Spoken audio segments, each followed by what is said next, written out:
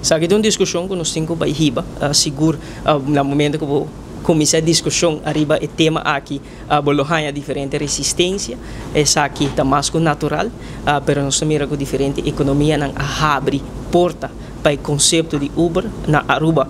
Nós temos uma estrutura acaba de transporte público para o turismo.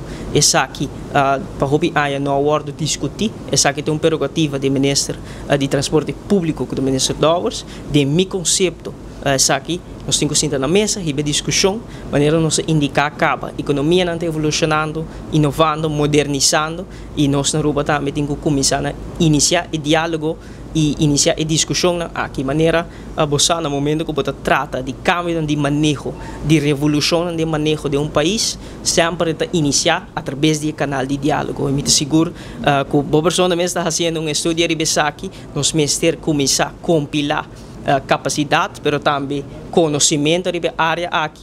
E acaba e tem atenção no mundo acadêmico, sabe? E acaba toda uma indicação que nós estamos indo em direção importante, uma indicação que nós estamos indo em direção positiva.